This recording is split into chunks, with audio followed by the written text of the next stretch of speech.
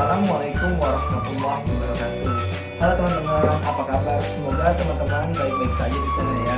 Oke, kali ini saya akan sedikit membahas tentang keunikan unsur-unsur dari suku Palembang, teman-teman. Tapi sebelum itu, alangkah baiknya saya memperkenalkan diri terlebih dahulu.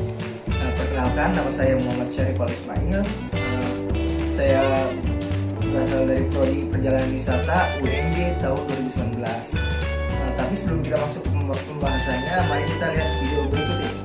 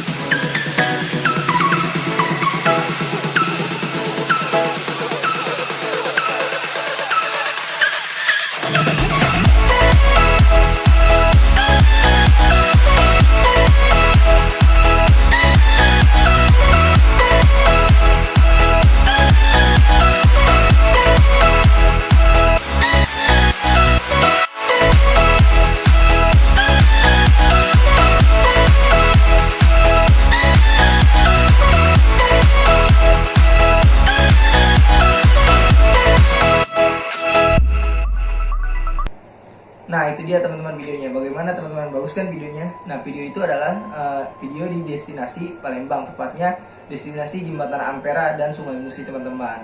Oke, kita lanjut ke pembahasannya, teman-teman. Nah, kita masuk ke pembahasan pertama, teman-teman, yaitu sejarahnya. Nah, suku Melayu Palembang atau yang lebih dikenal dengan suku Palembang adalah salah satu suku Melayu yang terletak di wilayah kota Palembang dan sekitarnya. Suku Palembang juga merupakan salah satu kelompok etnis terdekat dari suku Komering atau suku Palembang asli gitu. Suku Palembang juga semakin lama semakin berkurang, tapi dapat ditemukan di sepanjang pesisir Sungai Musi. Ya, dan juga suku Palembang bahasanya mirip dengan bahasa Melayu Jambi dengan suku Melayu Bengkulu, dan kata-katanya berakhiran dengan kata O. Nah, ada juga pendapat yang mengatakan bahwa awalnya suku Palembang adalah merupakan hasil dari asimilasi dari beberapa suku bangsa Arab, Cina, Melayu yang bermigrasi ke Palembang ini pada berabad-abad yang lalu dan hidup berdampingan sekian lama, teman-teman. Dan yang terjadi perkawinan campur selama berabad-abad, dan dari ketiga suku bangsa ini lahirlah suatu etnik yang disebut suku Palembang dan memiliki budaya dan adat istiadat tersendiri, teman-teman. Tetapi beberapa dari masyarakat Palembang hanya lainnya justru menolak hal tersebut dan mengatakan bahwa suku Palembang adalah suku komunitas adat tersendiri atau suku asli dari Palembang, dan sebagian penghuni pertama wilayah Palembang jauh sebelum kehadiran bangsa Arab, Cina, dan Melayu, teman-teman. Dan mungkin saja ini terjadi perkawinan campur tangan antara suku Palembang dengan beberapa suku bangsa pendatang tersebut, tetapi justru beberapa suku bangsa Palembang tersebutlah yang ikut masuk ke dalam budaya adat istiadat suku Palembang, teman-teman. Jadi seperti itu.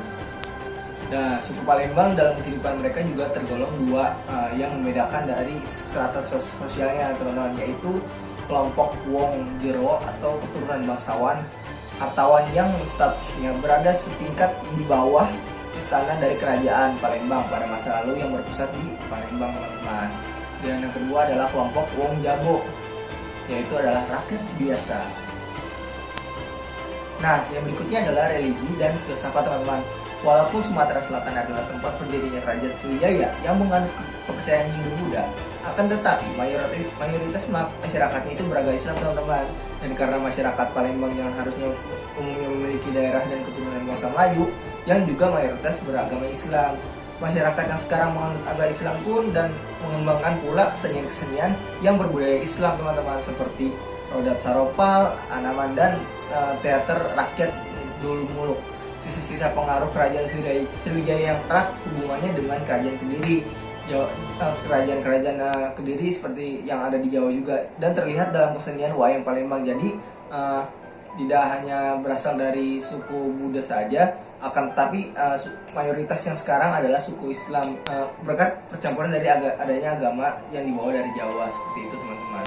Nah, yang berikutnya adalah sistem sosial teman-teman, yaitu prinsip hubungan kekerabatan masyarakatnya adalah bilateral. Walaupun begitu, pola menetap sesudah kawin biasanya adalah lokal, karena pasangan baru biasanya mendirikan rumah tangganya dekat lingkungan pemukiman keluarga luas pihak perempuan.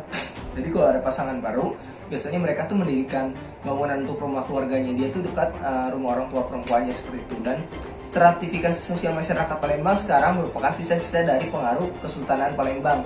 Dalam masyarakat ini ada golongan bangsawan yang ditandai oleh gelar yang mereka pakai, seperti Pangeran, Raden Ayu, Mas Agus, Mas Ayu, dan keturunan bangsawan yang sudah bercampur sedikit dengan rakyat dan memakai gelar seperti Kiai Mas, Kemas, Kiai Bagus, dan Kiai Agus, dan untuk laki-laki, seperti itu teman-teman.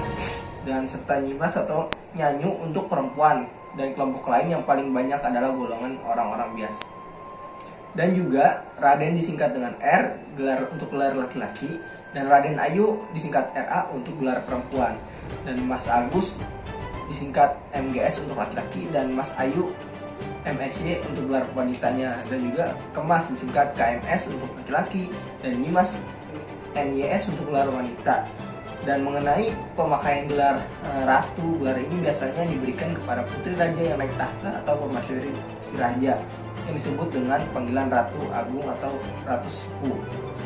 Selain itu, gelar ini juga diberikan kepada keempat istri selir, atau selain ratu atau sepuh ratu yang lain diberi gelar tambahan memiliki panggilan tersebut, seperti Ratu Gading, Ratu Mas, Ratu Sukwasma, Ratu Ulu, atau Ratu Ilir, seperti itu teman-teman. Nah, berikutnya adalah seni rupa dan desain teman-teman, yaitu Palembang dikenal sebagai kota multi budaya sebab banyak para pendatang yang memasuki wilayah ini, dan tak terlepas dari sejarah tua Palembang itu sendiri. Kesenian-keseniannya pun yang dimiliki oleh masyarakat Melayu asli Palembang adalah sebagai berikut, yaitu kesenian Dulmuk, yaitu sebuah pentas drama tradisional khas Palembang. Berikutnya, Gending Sriwijaya, yaitu tarian yang dimainkan untuk menyambut para tamu. Berikutnya lagi, Tari Tanggal, yaitu tarian yang dimainkan dalam sebuah acara resepsi. Berikutnya, Syarofal Anam, yaitu kesenian Islami yang diperkenalkan oleh para saudagar Arab. Seperti itu. Dan juga ada lagu-lagu daerah seperti Ribang, Kemambang, Desangke, Melati, Karangan Dirut, dan Cukma Hilang. Nah, selain itu, masyarakat Palembang juga memiliki kain songket yang merupakan salah satu jenis tekstil terbaik di dunia, yaitu kain songket khas Palembang yang merupakan peninggalan dari kerajaan Sriwijaya dan dikenal sebagai ratunya kain. Sampai saat ini, songket masih dibuat dengan cara ditenun dan manual serta memakai alat tenun tradisional rumah. Juga selain songket, masyarakat Melayu di Palembang atau suku Palembang ini sedang mengembangkan jenis tekstil baru, yaitu batik Palembang, yaitu batik asli dari Palembang. Ini berbeda dengan batik dari Jawa sebab terlihat lebih ceria dan warna-warna yang memiliki khas dan mempertahankan motif-motif dari tradisional Palembang atau suku Palembang itu teman-teman. Nah, berikutnya adalah pakaian adat teman-teman. Nah, ada dua jenis gaya busana yang menjadi pakaian dari adat Palembang. Keduanya yaitu aesan gede dan aesan pasangko. Yang pertama, aesan gede, yaitu baju gede atau pakaian yang melambangkan kebesaran. Pakaian oleh suku Palembang ini merupakan perlambangan keagungan kerajaan Sriwijaya di masa lampau. Berbalut warna dengan warna merah jambu dipadukan dengan emas ini membuktikan bahwa nilai filosofis dari Sumatera memang layak dijuluki sebutan sebagai Suamat Dipa atau Pulau Emas, seperti itu teman-teman. Yang kedua ada aesan Paksangko, yaitu dianggap sebagai pakaian adat Palembang yang mencirikan keagungan gaya busana laki-laki. Dalam aesan asangko ini biasanya berupa penggunaan songket lepus sulam emas, selempang songket, jubah dengan motif taburan bunga emas, seluar atau celana, dan sebuah songgok emas yang dikenakan di kepala. Sementara gaya busana perempuannya itu baju karung atau dodot merah yang bertabung motif bintang emas, teratai penutup dada, mahkota aesan pasangko sebagai penutup kepala, dan kain songket bersulam emas teman-teman, seperti itu.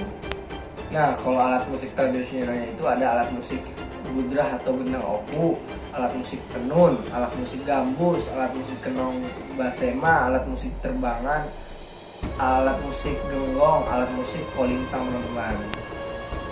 Dan tari tradisional juga ada tari Gending Sriwijaya, tari Tanggai, tari Ninging Basuko, tari Roda Cempako, tari Tenun Songket, tari Madi atau Lindai, teman-teman.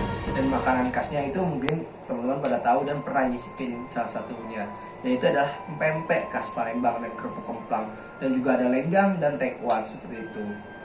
Nah, pembahasan yang berikutnya adalah arsitektur, teman-teman, yaitu arsitektur dari suku Palembang yang ada di Palembang ini. Banyak orang Palembang yang masih tinggal atau menetap di dalam rumah yang didirikan di atas air, atau model arsitektur rumah baru orang Palembang, yaitu paling khas adalah rumah limas yang bergaya piramid, yang kebanyakan didirikan di atas panggung atau di atas air untuk melindungi dari banjir yang terus terjadi di dahulu sampai sekarang. Di kawasan Sungai Musi sering terlihat orang Palembang menawarkan dagangannya di atas perahu seperti itu, teman-teman. Nah, rumah limas itu apa sih, teman-teman? Rumah limas itu adalah rumah panggung dengan atap berbentuk limas dengan tiang penyangga terbuat dari kayu. Bentuk umumnya adalah rumah limas, yaitu limasan gajah jerum. Bangunan rumah limas berbentuk 4 persegi panjang dengan lantai berundak atau keji. Rumah kekijing 2-4 buah dan tinggi tiang rumah antara 1,5 meter sampai dengan 2 meter, teman-teman. Pada umumnya rumah limas dibangun di daerah basah dengan tiang berukuran panjang yang ditancapkan dalam ketan, teman-teman. Dan rumah limas terbagi menjadi 3 ruangan, yaitu ruangan depan, tengah, dan juga belakang, teman-teman. Dan ruangan ini memiliki fungsi yang berbeda-beda loh. Ruangan bagian depan sering disebut beranda. Di sini terdapat 2 buah tangga untuk masuk ke dalam rumah. Dan di rumah bagian depan juga terdapat gayung dan gentong yang berisi air. Hal ini digunakan untuk mencuci kaki dan tangan sebelum masuk ke rumah. Jadi seperti kayak orang-orang dulu gitu, teman-teman. Dan sedangkan untuk ruangan bagian tengah terdapat beberapa kekijing, yaitu pada setiap kekijing terdapat 2 buah jendela yang terletak di sebelah kanan dan sebelah kiri. Pada kekijing yang terakhir terdapat lemari dinding yang digunakan untuk sekedar bersantai atau bermacamnya seperti itu, teman-teman.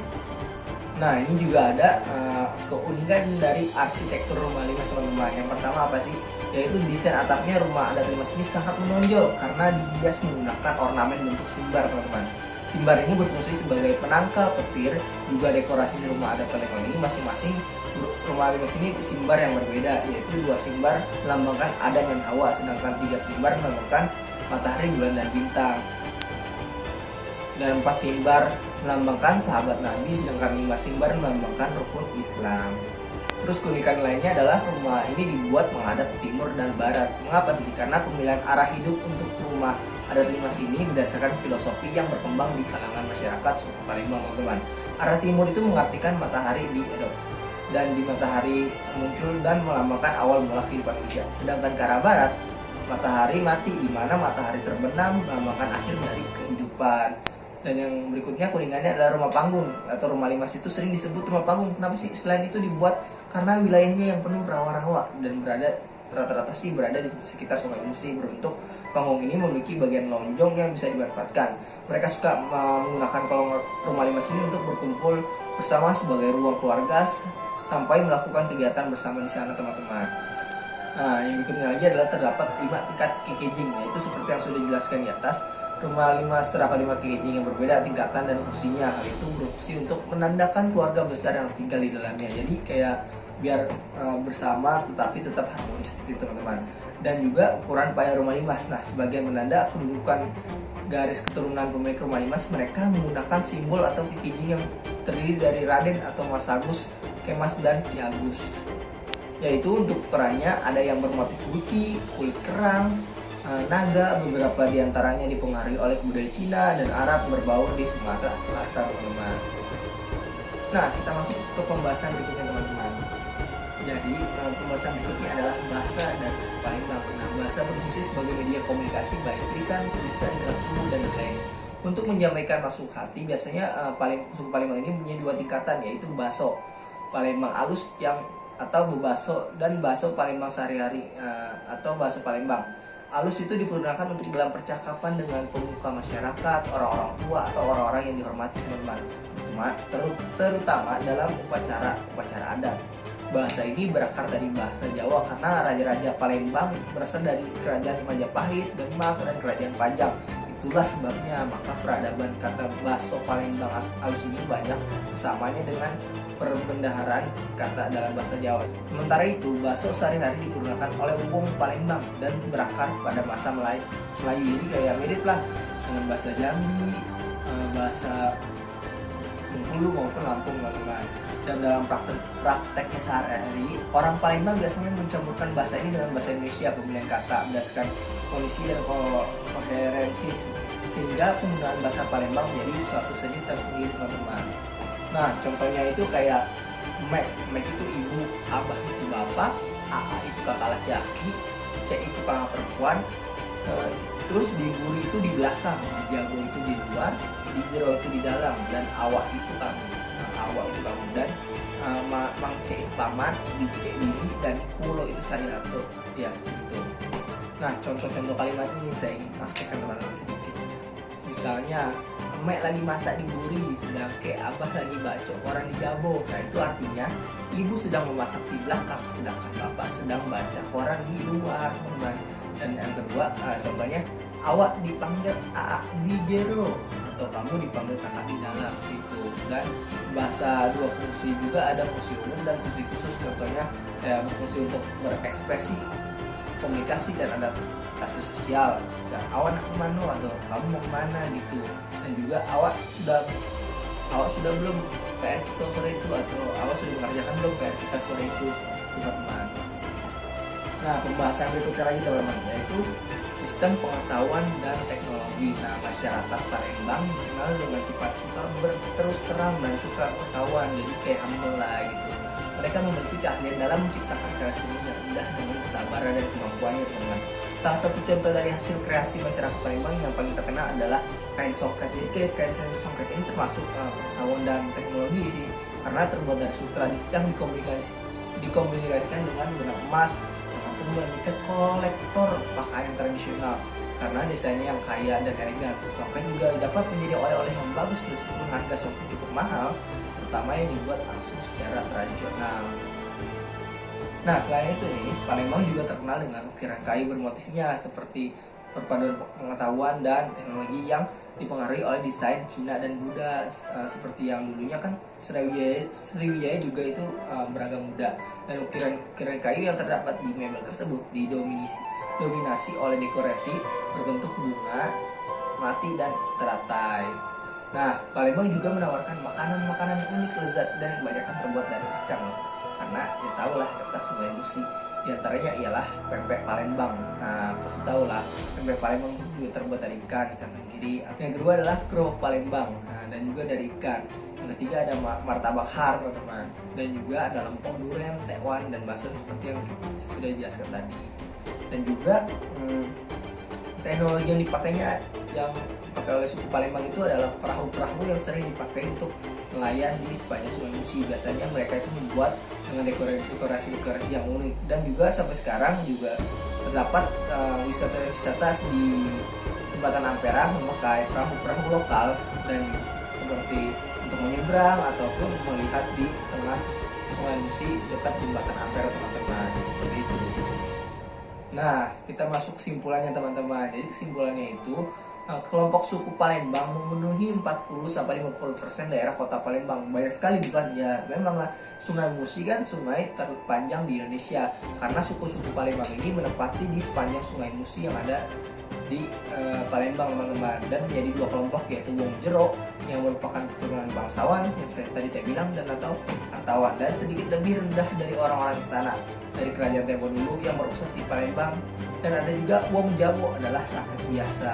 Jadi jangan lupa nanti kalau teman-teman berkunjung ke Palembang, setidaknya teman-teman bisa mempelajari sedikit dari unsur-unsur kebudayaan yang ada di Palembang. Contohnya bahasa, seperti nanti ketika teman-teman berada di Palembang, teman-teman bisa bercakap seperti orang Palembang. Salam Bong kita galau. Terima kasih. Wassalamualaikum warahmatullahi wabarakatuh.